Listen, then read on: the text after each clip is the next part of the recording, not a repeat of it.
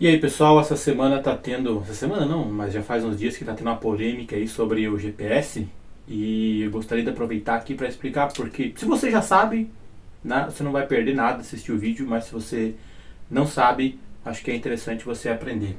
Como que é possível, né, um satélite estar em órbita? O que significa estar em órbita? E o mais interessante, para de repente, para quem não sabe, como é possível um satélite estar em órbita, não cair e, na maioria das vezes, eles nem tem motor. Né? Esses satélites, no máximo, eles têm algum motor de ar comprimido para corrigir o curso, mas nem todos que têm. Até por causa disso, de vez em quando, alguns caem por aí. E o que significa estar em órbita? E assim, ó, a resposta é um negócio muito interessante assim, e muito simples. Tá? Tem um cientista inglês chamado Isaac Newton.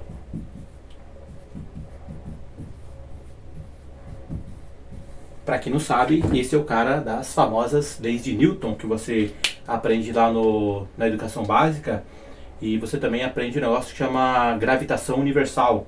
Por que gravitação universal? Porque na época os cientistas perceberam, né, que as leis de Newton serviam não apenas para coisas que você via se mover aí no dia a dia, movimento de carro, de tudo quanto é coisa, aqui na superfície da Terra, mas também as mesmas leis podiam ser aplicadas para planetas, para estrelas e outros objetos astronômicos, né? Por isso, gravitação universal, que vale para o movimento de coisas no universo como um todo.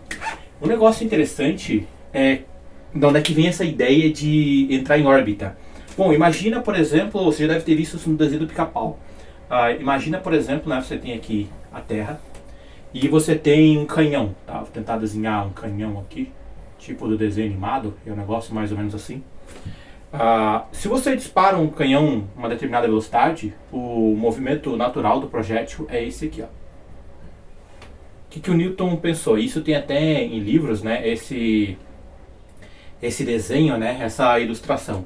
Se você começar a disparar essa bala com velocidades cada vez maiores, vai chegar uma hora que a velocidade é tão grande que o projétil não cai mais. Então ele começa a fazer isso aqui, ó.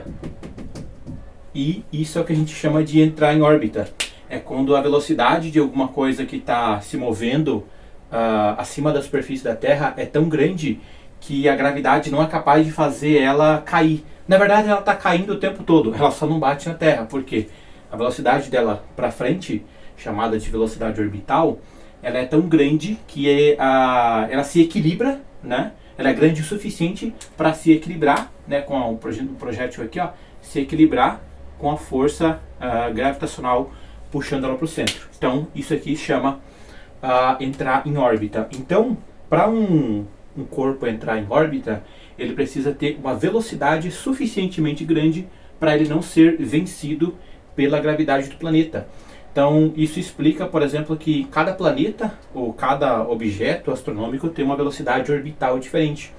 E uma outra coisa interessante é que a velocidade orbital também depende da altura que você está da superfície.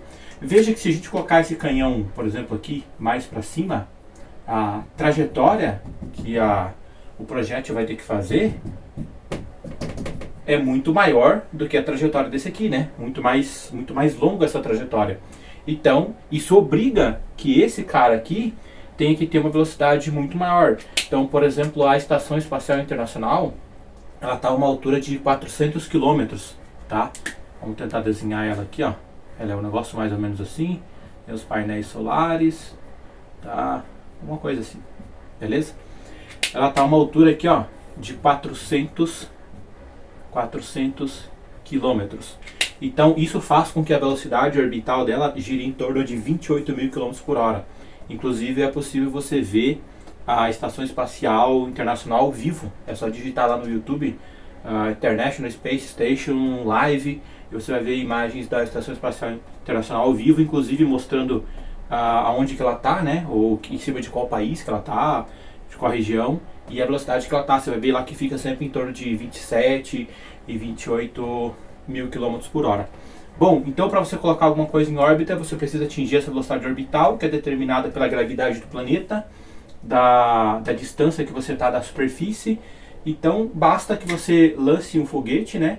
e acelere esse corpo até atingir essa velocidade e depois não precisa mais de motor.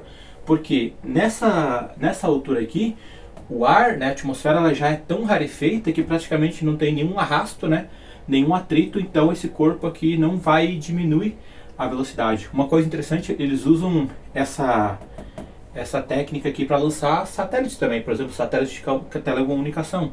Daí que entra a questão do GPS.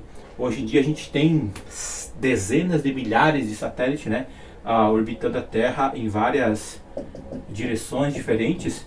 E eu acho que esse ano, acho que foi esse ano ou no ano passado, acho que foi no ano passado, caiu uma questão na Olimpíada Brasileira de Astronomia sobre o lançamento de satélites, se não me engano, satélites brasileiros. Eles usam uma técnica bem interessante quando você tem que lançar vários satélites ao mesmo tempo. Na maioria das vezes é assim que acontece. Diferente do que a gente imagina, satélites não são sempre coisas gigantes. Às vezes o satélite é um negócio que pesa algumas gramas, por exemplo, é bem pequeno. Então eles lançam vários de uma vez só. E uma estratégia interessante para que, mesmo que o espaço ao redor da Terra seja muito grande, uma técnica que eles usam para os satélites não se baterem, que é lançar satélites em órbitas diferentes. Então você não coloca todos os satélites na mesma altura que está a Estação Espacial Internacional, para não correr o risco de bater nela, né? Eventualmente, uma probabilidade muito baixa, mas se você deixar na mesma órbita que a Estação Espacial Internacional, eventualmente pode acabar batendo. Então eles jogam um satélite mais ou menos aqui, com um montão, né? Um foguete, uma cápsula com um monte de satélites, e eles soltam, por exemplo, aqui um satélite, aí elas usam o motor, aquele motor que eu falei de ar comprimido, que liga aqui, ó, um motorzinho de ar comprimido, joga um arzinho para cá, e faz com que essa cápsula ela pule para uma órbita mais baixa. Aí quando ela está na órbita mais baixa, ela lança um outro satélite. Depois liga o motor de novo e pula para uma órbita mais baixa. Então isso garante que cada um desses satélites vai estar a uma altura diferente da superfície da Terra e diminui a probabilidade de que eles batam um no outro. Valeu?